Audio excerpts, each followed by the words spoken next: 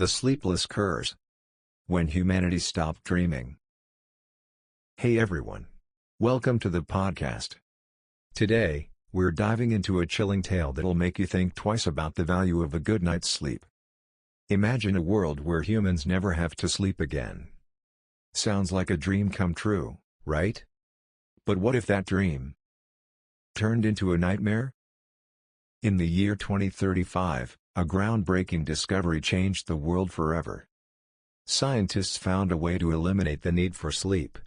A tiny implant in the brain that keeps you awake, alert, and productive. 24 hours a day. No more wasted hours dreaming. No more groggy mornings. Just endless, uninterrupted time. But as the world embraced this new era of sleeplessness, something dark began to awaken in the minds of those who could no longer close their eyes.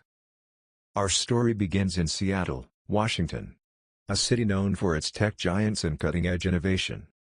In 2035, a biotech company called NeuroNova unveiled their latest invention, the Somnus chip.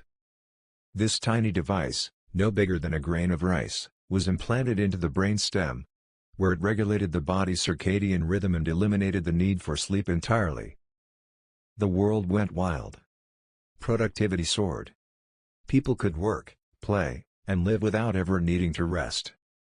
It was hailed as the greatest invention of the century. But not everyone was celebrating. Meet Clara Evans, a 32-year-old software engineer at NeuroNova. Clara was one of the first volunteers to test the Somnus chip. She was thrilled at the idea of never needing to sleep again. "Think of all the things I could do with those extra hours," she told her friends, her eyes sparkling with excitement.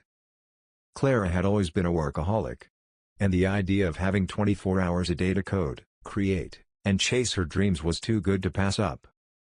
The surgery was quick and painless. Within a week, Clara was living her new sleepless life. And at first, everything seemed perfect. For the first month, Clara felt like a superhero. She finished projects in record time, learned new skills, and even had time to binge-watch every show she'd ever missed. But then, things started to change. Clara began to notice gaps in her memory. Little things at first, like forgetting where she parked her car, or what she ate for breakfast. But soon, the gaps grew larger. She'd find herself standing in her kitchen at 3 a.m., holding a knife, with no memory of how she got there. "Maybe I'm just stressed," she told herself, trying to ignore the growing sense of dread in her chest. But deep down, she knew something was wrong. Then came the whispers. At first, they were faint, like a distant voice calling her name in the middle of the night. "Clara, Clara," the voice whispered, so soft she thought she was imagining it. But the whispers grew louder, more insistent, until they were impossible to ignore. They seemed to come from inside her head. A voice that wasn't hers, speaking words she couldn't understand. And then, she started seeing things. One night, Clara was working late at her desk, her computer screen the only light in the room. She heard the whispers again. Louder this time. More urgent. She turned around, expecting to see nothing but her empty apartment. But there, in the corner of the room, was a shadow. It wasn't just a trick of the light. It was a figure. Tall and thin, with glowing white eyes that stared right through her. Clara screamed, stumbling back from her chair. But when she blinked, the figure was gone. Her heart pounded in her chest, her hands trembling as she whispered to herself, "I'm losing my mind. If that were me, I'd be like, nope, I'm out. I'll take my 8 hours of sleep, thank you very much." I mean, who needs 24 hours a day when you're being haunted by a shadowy figure with glowing eyes, right? But Clara? She wasn't ready to give up just yet. Clara decided to dig deeper. She started researching the Somnus chip, looking for any reports of side effects. At first, she found nothing. Just glowing reviews from users who claimed the chip had changed their lives. But then, She stumbled across a hidden forum, buried deep in the dark web. It was a support group for Somnus chip users. And what she read there made her blood run cold. People were reporting the same symptoms she had. Memory gaps, whispers in their heads, and shadowy figures that appeared in the night. One user wrote, "It's not a chip. It's a curse. It's letting something in." Clara's heart raced as she scrolled through the forum. She found a post from a user named Sleepless in Seattle. A man who claimed to have worked on the Somnus chip project at Neuronova. He wrote, "They lied to us. The chip doesn't just keep you awake. It opens a door in your mind. Something ancient. Something that was never meant to be awakened."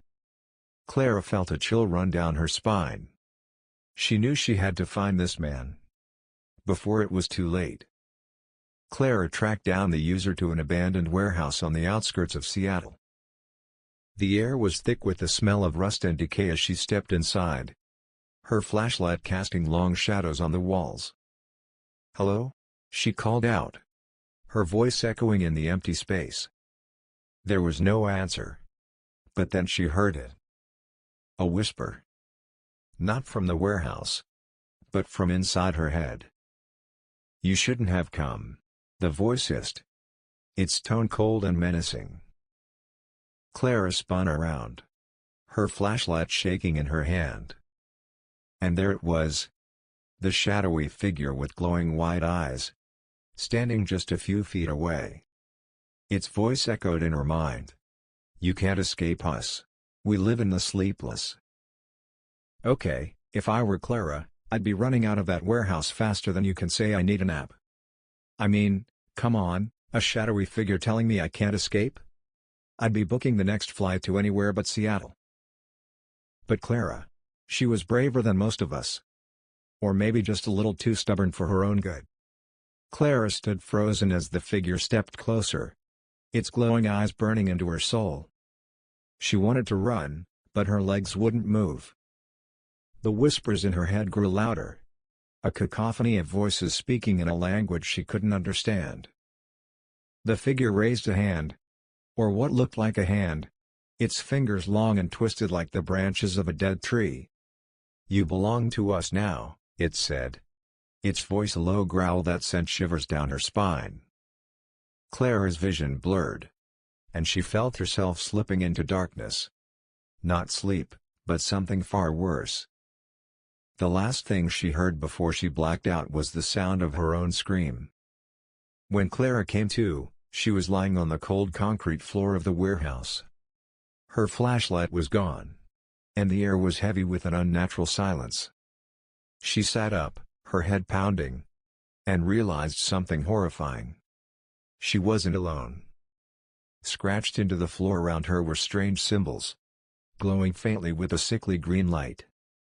They pulsed like a heartbeat. And with each pulse, the whispers in her head grew louder. Clara scrambled to her feet, her heart racing. She had to get out of there.